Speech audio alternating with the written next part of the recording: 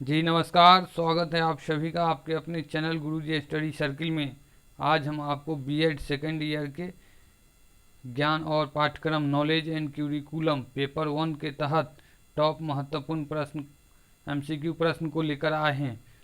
तो आज का क्लास बहुत ही यूजफुल होने वाला है। तो चलिए शुरू करते हैं आज का क्लास। आते हैं प्रश्न की ओर।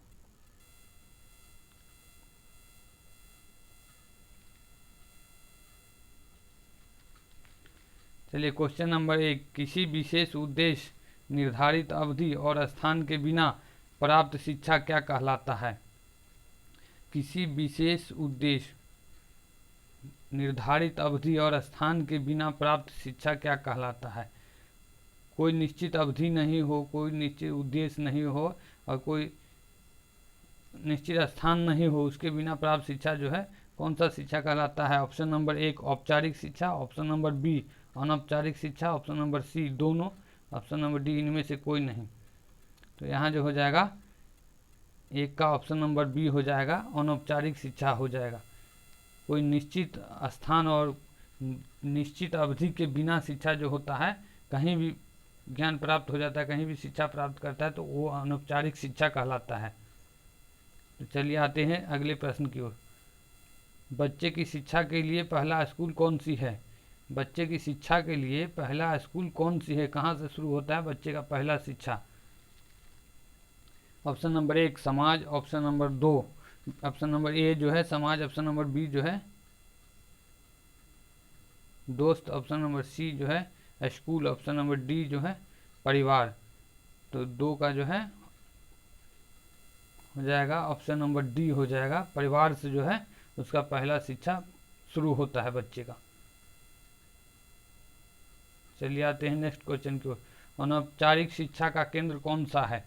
अनौपचारिक शिक्षा का केंद्र कौन सा है। ऑप्शन नंबर ए समाज, ऑप्शन नंबर बी परिवार, ऑप्शन नंबर सी रेडियो और टेलीविज़न, ऑप्शन नंबर डी इनमें से सभी।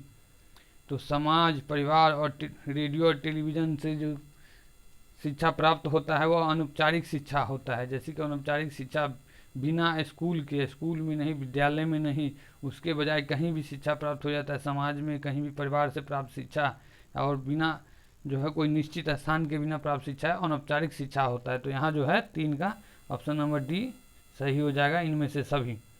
चलिए आते हैं नेक्स्ट क्वेश्चन की ओर। क्वेश्चन नंबर 4, कौन सा औपचारिक शिक्षा का स्रोत नहीं है।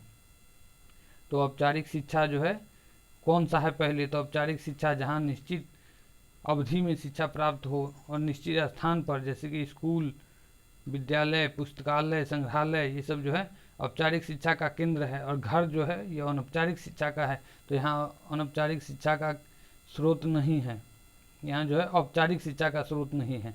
तो ये जो है स्कूल, पुस्तकालय, संग्रहालय, ये सब औपचारिक शिक्षा हो गया। औपचारिक शिक्षा कौन सा नहीं है।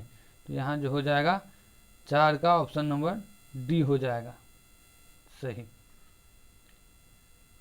चलिए आते हैं नेक्स्ट क्वेश्चन की ओर। आदर्शवाद के भारतीय दार्शनिक कौन है। आदर्शवाद के जो है भारतीय दार्शनिक कौन है। तो आदर्शवाद के भारतीय दार्शनिक देखिए, ऑप्शन नंबर ए में है Mahatma Gandhi, option number B Rabindranath Tagore, option number C Vivekananda, Swami Vivekananda ji, और ऑप्शन नंबर और जो है महर्षि अरविंद, ऑप्शन नंबर डी इनमें से सभी। तो यहाँ जो है भारतीय यहाँ जो है आदर्शवाद के भारतीय दार्शनिक जो है इनमें से सभी, ये सभी जो है आदर्शवाद के भारतीय दार्शनिक है। तो चलिए आते हैं नेक्स्ट क्वेश्चन की ओर। पश्चिमी देशों के दार्शनिक जो आदर्शवाद के समर्थक नहीं है। पश्चिमी देश के कौन सा दार्शनिक है जो आदर्शवाद का समर्थक नहीं है। ऑप्शन नंबर ए अरस्तु, option number B Crow and Crow, option number C सुकरात, ऑप्शन नंबर डी प्लेटो।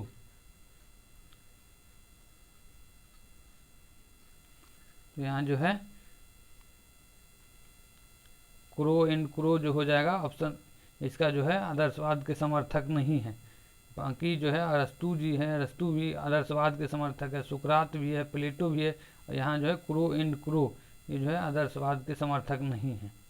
तो चलिए आते हैं नेक्स्ट क्वेश्चन की ओर। एपिस्टेमोलॉजी दर्शन किस शाखा के सिद्धांत से संबंधित है। एपिस्टेमोलॉजी संबंधित है। तो ये जो है ऑप्शन नंबर 1 ज्ञान मीमांसा, ऑप्शन नंबर बी तत्व मीमांसा, ऑप्शन नंबर सी मूल्य मीमांसा, ऑप्शन नंबर डी इनमें से कोई नहीं। तो एपिस्टेमोलॉजी जो है ऑप्शन नंबर 1 ज्ञान मीमांसा से संबंधित है। तो 7 का जो हो जाएगा ऑप्शन नंबर 1 सही है, ज्ञान मीमांसा से संबंधित है एपिस्टेमोलॉजी। तो चलिए आते हैं नेक्स्ट क्वेश्चन की ओर। क्वेश्चन नंबर 8, अंतिम वास्तविकता विचारों या विचारवाद में है। अंतिम वास्तविकता जो है विचारों या विचारवाद में है। यह कथन किसका है? ऑप्शन नंबर ए सुकरात, ऑप्शन नंबर बी प्लेटो, ऑप्शन नंबर सी अरस्तु, ऑप्शन नंबर डी बटलर। तो ये जो है कथन जो है ये कथन प्लेटो का है। अंतिम वास्तविकता विचारों या विचारवाद में है, यह कथन प्लेटो का है। चलिए आते हैं नेक्स्ट क्वेश्चन की ओर। आदर्शवाद से संबंधित तथ्य कौन सा है? आदर्शवाद से संबंधित तथ्य जो है कौन सा है? ऑप्शन नंबर ए आध्यात्म पर बल देना, आध्यात्म पर बल देना, ऑप्शन नंबर बी व्यक्तित्व का विकास, ऑप्शन नंबर सी सत्यम शिवम सुंदरम ही सर्वोच्च, ऑप्शन नंबर डी इनमें से सभी।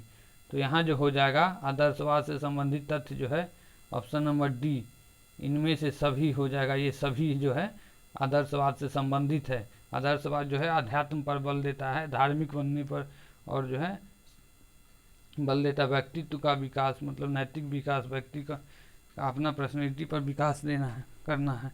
सत्यम शिवम सुंदरम ही सर्वोच्च है एकदम, तो उस पर जो है बल देता है। तो यहाँ हो जाएगा 9 का ऑप्शन नंबर डी इनमें से सभी।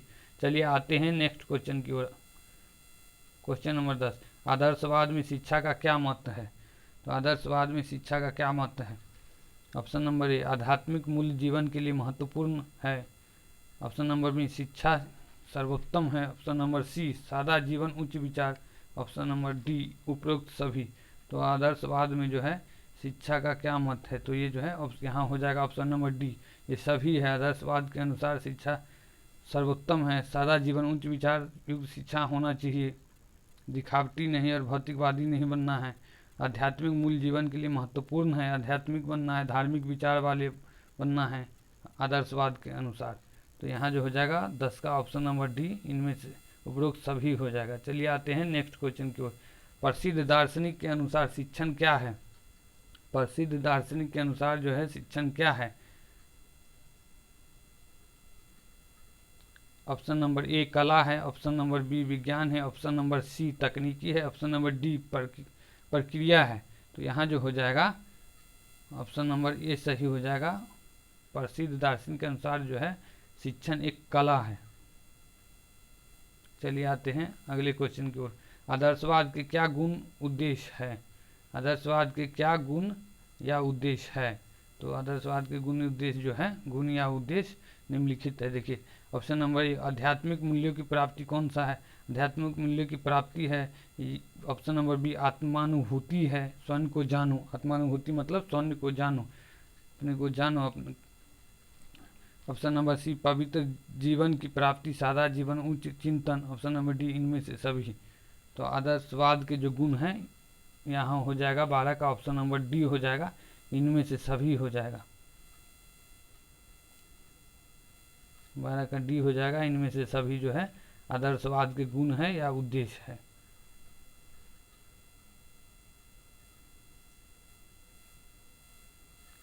निम्नलिखित में से दर्शन शाखा के भाग है। दर्शन शाखा के कौन सा भाग है? देखिए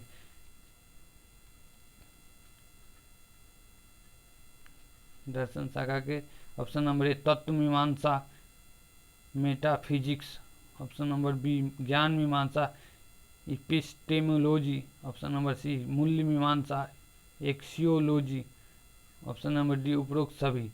तो यहाँ जो हो जाएगा दर्शन शाखा के भाग है, कौन सा है तीनों में से?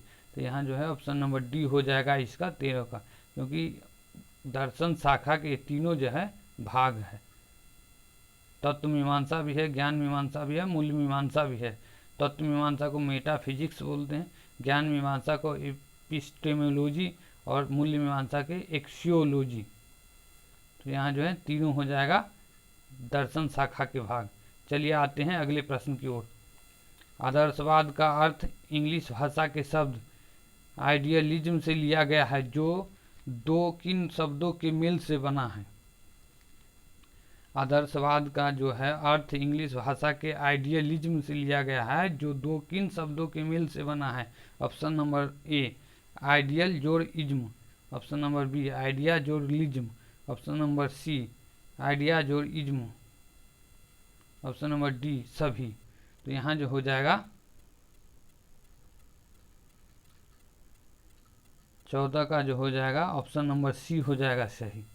ऑप्शन नंबर सी जो है सही है, आइडिया जोड़ इज्म। देखिए आइडिया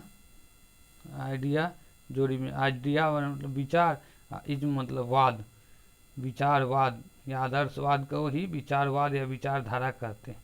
देखिए यहाँ ये हो जाएगा सही, इसको ध्यान से रख लीजिएगा, एकदम याद कर लीजिएगा इसको, नहीं तो आइडियल जोड़िज्म या आइडिया जोड़िज्म नहीं लगा दीजिएगा, जो कि ऐसा है। चलिए आते हैं नेक्स्ट क्वेश्चन की ओर। आदर्शवाद को और किस नाम से जाना जाता है? देखिए आदर्शवाद को और किस नाम से जाना जाता है, हिंदी ही इसका पर्यायवाची नाम है। तो देखिए प्रयोजनवाद है ऑप्शन नंबर बी में है प्राकृतिकवाद, ऑप्शन नंबर सी विचारवाद या विचारधारा, ऑप्शन नंबर डी इनमें से कोई नहीं।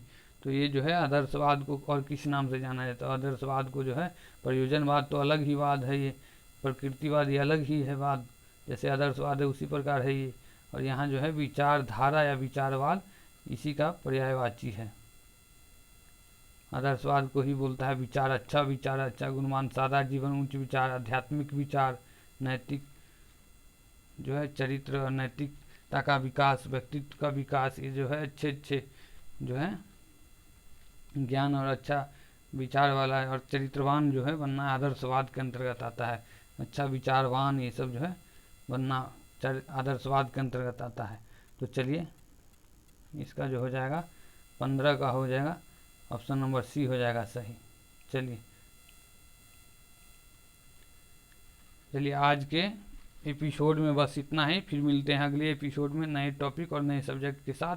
तब तक के लिए नमस्कार, जय हिंद। हमारे चैनल को सब्सक्राइब कर लीजिएगा और वीडियो को लाइक भी कर दीजिएगा। चलिए।